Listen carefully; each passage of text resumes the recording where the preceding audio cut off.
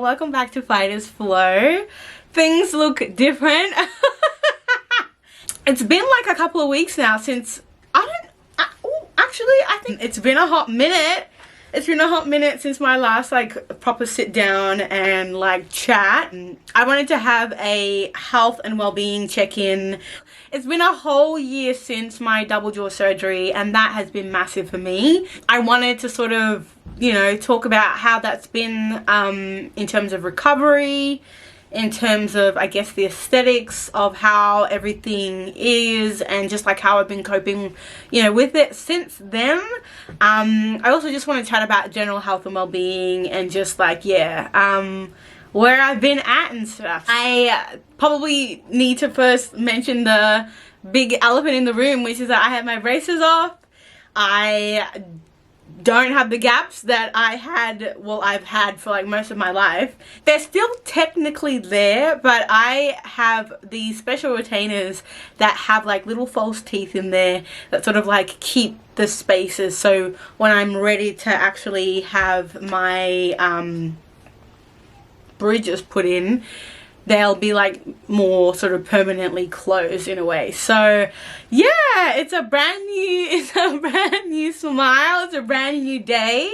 It's been 12 months, like a year, since my double jaw surgery, which is probably the biggest procedure that I've ever had done ever. That's my auntie's phone. Both my aunties are here at the moment, so if you hear noises, it's out of my control. It's really going on. When I came straight out of my jaw surgery, I actually had a completely numb face. Like, it wasn't just like, you know, I came out of there and it was just like, oh, everything hurts and da da da. No, it was like numb. Like, for the most part, most of my nerves have come back. Feeling is great, but I do still have like altered sensation around like this area and like this area. It's a lot more larger on this side than it is this side, and a corner of like my bottom lip. When I say altered sensation, I mean that it kind of feels like pins and needles. Like, it doesn't feel quite normal. I was prepared for this like before I went in. My jaw surgeon let me know about everything. A lot of tightness like within the face, like the muscles, because for the first like couple of months, I think it was 3 months, I was like having a liquid diet. I mean liquid diet, no chewing, no soft. What are you gonna do? This bone. I was given like a couple of exercises to do like every day in the morning, just to start getting those muscles moving, and that I could like, you know, like move my mouth. But one of the other sort of I guess symptoms that I'm experiencing post-surgery is some discomfort and a bit of pain around sort of my joint area, up here near my ear and sort of like my lower jaw, and sometimes a lot of pressure around like the sort of upper muscle area. And I kind of like expected like there to be discomfort and pain for a little bit, because that's kind of what comes through when you have to, I guess, have a massive surgery like this. But it kind of has been in conjunction with the fact that I developed tinnitus maybe two-ish months after the surgery, which was really scary. Sorry about that. My camera was like, oh, your memory's full, and so I kind of had to quickly delete a couple of things. Anyway, yeah, when the tinnitus kicked in, that was really scary, and I like have really had to manage a lot of anxiety with it. It's been like this for like the last couple of months, and it changes. It's not like one kind of thing. Like, you go from like hearing cockroaches, like microscopical cockroaches, to like, you know, like Morse code, to like crackling, to like weird thing. I definitely feel like it has improved, like overall. I definitely feel like there has been a significant difference. Like in the beginning, it was like super intense, hyperacoustics, really painful, and just like not knowing what to do. What I've been doing to help me sort of manage it, and I was suggested by a couple of specialists, was to listen to music. Listen to like soothing music that makes me feel calm, makes me feel like I can actually, you know, not hear the tinnitus as much. So something that masks it, but also makes me feel calm and relaxed so that I can actually fall asleep. What I've been listening to is stream music, because I've always found that water is like the most soothing thing that I've ever been able to have the like gift of being able to listen to, and which has really saved my mental health in a really impactful way. Now that it's been 12 months and my jaw surgeon feels comfortable for me to kind of explore different options in terms of I guess treatment for what he thinks is like symptoms of TMJ. He's suggested that I seek physiotherapy to help me relieve some of that tightness and to hopefully improve any discomfort and tightness and pain that I have been experiencing, and hopefully alleviate the tinnitus, which I think would be a really wonderful, yeah, that'd be a really wonderful outcome for me. So that's that on my jaw surgery. I'm overall very happy with the results. I think it looks wonderful.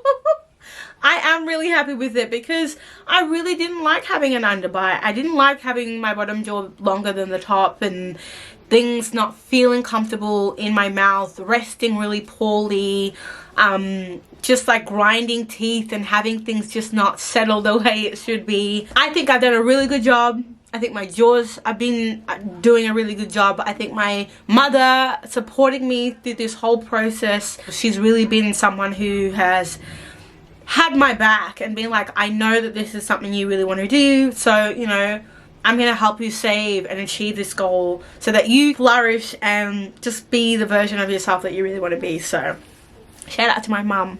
It would be incredibly neglectful of me not to mention how, like, financially this has all impacted me, because I think having to invest in any kind of dental anything, like, is really expensive. With being really stressed and consumed with, like, money and, like, how things are gonna look and the way things are sort of shaping out, I have definitely put a lot of stress on my immune system and my, I guess, health, and I just got like whacked with like the cold and then the flu, and so I had double trouble, you know. It was really coming through, but you know, I did my best. You know, I rested, I drank my fluids, lemon, honey, ginger, vitamin C, vitamin D.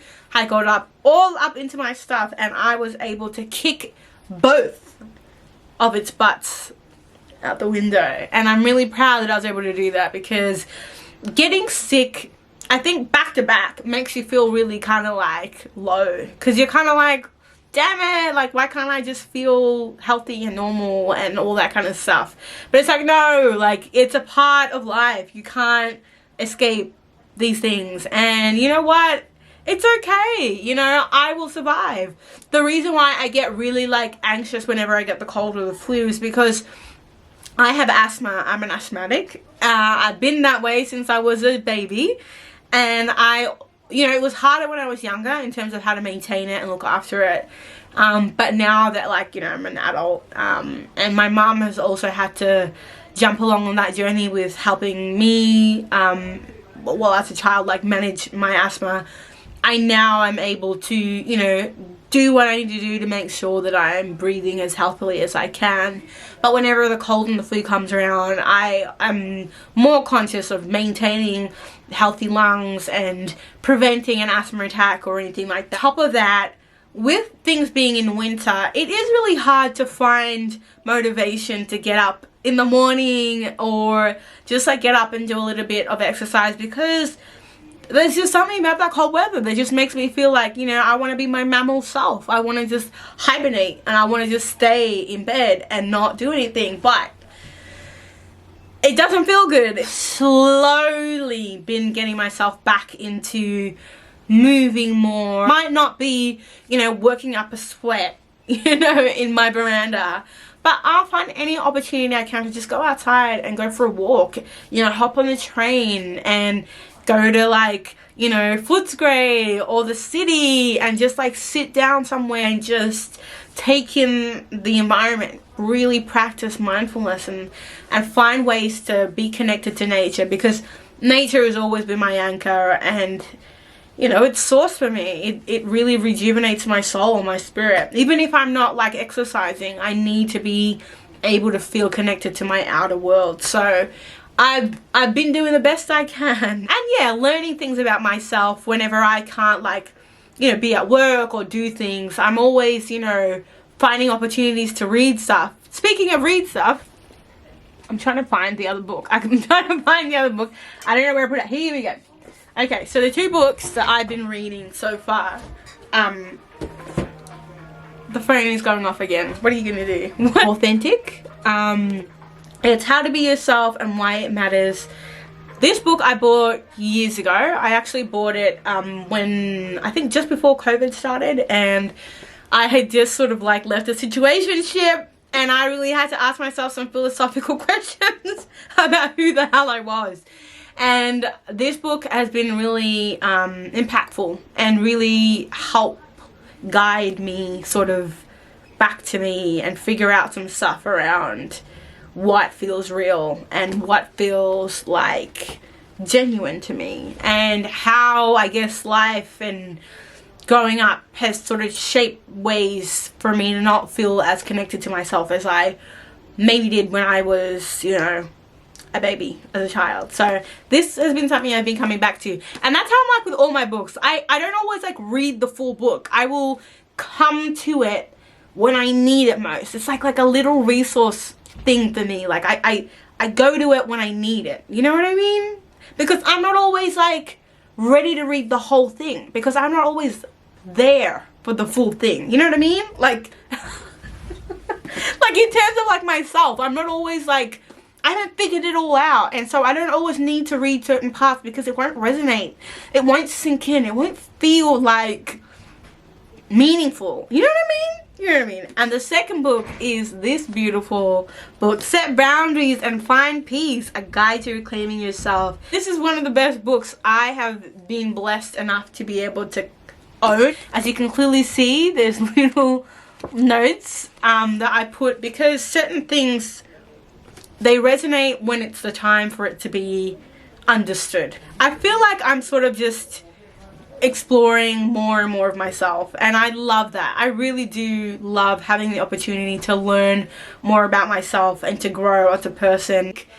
Now is that time where I feel more, I don't know, I feel like more brave. I feel more confident and comfortable to start sharing more of myself online. Like, for example, I have recently sort of started talking about skincare, and I just downloaded TikTok because I want to start sharing, you know, music on there and singing and just like you know, more parts of myself that I don't normally share. And yeah, also like things around style and fashion, and yeah, just stuff that I tend to keep a lot more closer to here. I am like, you know what, no, I deserve to love and embrace all of my authentic self. So yeah, I'm just growing, I'm just like healing, and yeah, I guess trying to stay open-minded and positive and receptacle of the world around me, the messages that I get from the universe, and just like, yeah, life. On that note, I am going to leave this video here. I just wanted to check in and be like, this is what's been happening in my world. I will keep you updated, and I will continue to, you know, do my thing. So thank you for tuning in with me and watching this video. I will see you in my next one. Bye.